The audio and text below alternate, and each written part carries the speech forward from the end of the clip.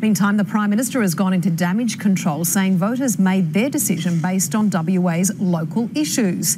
The opposition, though, is keen to tie it to anything that may sink the federal government.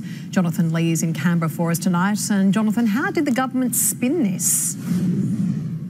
Good evening. Well, the Prime Minister gave the sense that there really was nothing that could be done to save the West Australian government. It had run out of time and it had run its race, and voters were simply looking for change.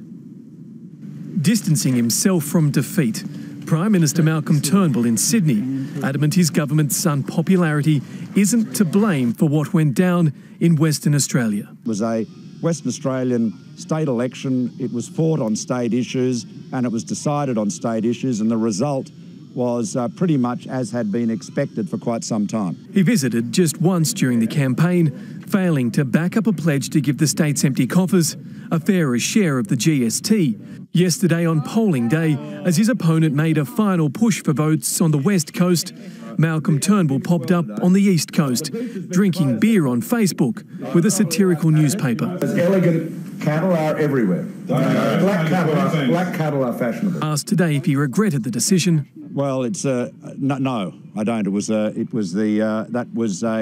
It's been a tough. Let me talk about WA first. Former opposition and Liberal leader John Hewson was perplexed by the strategy, but thinks Malcolm Turnbull's job is safe for now. There's a lot of speculation in recent days that maybe Peter Dutton is going to have a run at the leadership. I simply put it to you, if Dutton's the answer, what the hell is the question? But party heavyweights argue after 8 years as Premier, Colin Barnett had simply run his race. In the period that Colin Barnett has been Premier, we had 5 Premiers in New South Wales, we had 4 Premiers in Victoria. Bill Shorten ramming home what he always maintained was a bad idea. The Turnbull coalition's refusal to put one nation last, I think, is a decision that they've regret. One that will loom large in the mind of strategists as Queensland prepares to head to the polls, most likely later this year.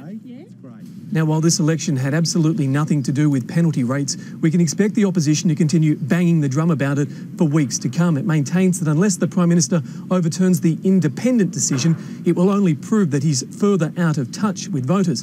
And that's very hard for the Prime Minister to argue against, Natasha. Jonathan, thank you.